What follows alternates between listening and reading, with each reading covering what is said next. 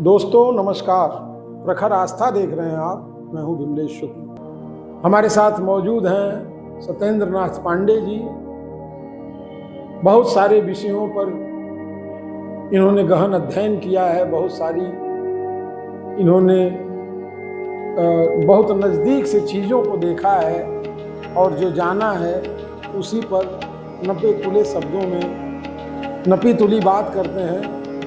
तो हम आज बात कर रहे हैं ध्वनि का आत्मविश्वास पर क्या प्रभाव पड़ता है। ध्वनि का आत्मविश्वास से बहुत ही सीधा संबंध है। जो अव्यवस्थित ध्वनि होती है उससे आत्मविश्वास गिरता है और जो व्यवस्थित ध्वनि होती है उससे आत्मविश्वास बढ़ता है। व्यवस्थित ध्वनि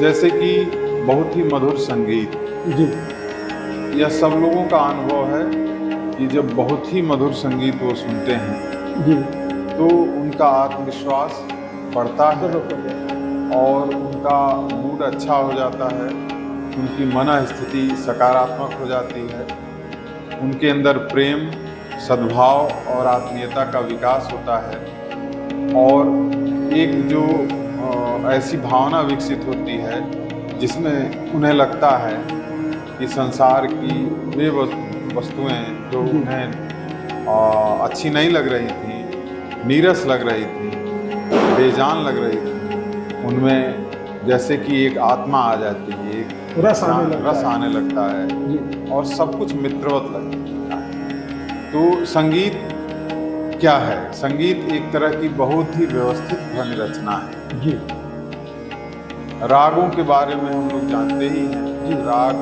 हमारे भारतीय शास्त्रीय संगीत के और मूल में हैं जी, और इतने वह व्यवस्थित हैं कि एक सुर भी इधर से उधर लग जाए तो लोग कहते हैं कि नहीं, ये ठीक नहीं, बेसुरा हो गया।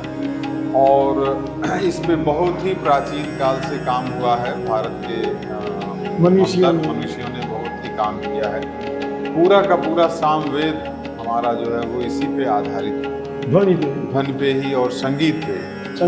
जी, ध्वनि से ही संगीत है। ध्वनि की एक ऐसी व्यवस्थित रचना जो मन को सकारात्मक रूप प्रदान करते, सकारात्मक अवस्था में ले आते, वही संगीत होता है। जी, तो सकारात्मक ध्वनि से आत्मविश्वास बढ़ता है और नकारात्मक ध्वनि से आत्मविश्वास गिरता है। हम सामान्य वार्तालाप में भी देखते हैं कि जब हम कोई ऐसी बात कहते हैं किसी से जो उसको अच्छी लगे, जो उसके मन को प्रसन्न करे, तो उसका उत्साह बढ़ जाता है और उन्हीं शब्दों का प्रयोग करके हम कोई ऐसी भी बात कह सकते हैं जो उसको निराश कर दे, हताश कर दे। तो ये तो सामान्य जीवन में भी देखा जा सकता है, घटता ही रहता है, नित्य घटता है। बिल्कुल। तो हम ध्वनि के संयोजन को, जहाँ शब्द न भी हो, जहाँ कोई अर्थ न भी हो, वहाँ भी केवल उन ध्वनियों के संयोजन से ही हम बहुत अच्छा और बहुत खराब प्रभाव उत्पन्न कर सकते हैं। कुछ ऐसे भी जिसको कि हम संगीत कहते हैं, हम हालांकि मैं व्यक्तिगत रूप से संगीत नहीं कहूँगा उसे, जब हम सुनते हैं तो हमें बिल्कुल अच्छा नहीं लगता है कि कहीं चले जाएं और उसको ना सुनें, मन घबराने लगता है, बेचैन होने लगता है। ये ध्वनि के नकारात्मक संयोजन का प्रभाव है हमारे मन। और जब यही संयोजन सकारात्मक हो जाता है तो हमारे मन को बहुत ही उल्लास, प्रेम, सौहार्द और आत्मीयता से भर देता है। हमारे मन की सारी व्यथा दूर हो जाती है, निराशा दूर हो जाती है और मन में एक नई आशा और प्रवाह का संचार।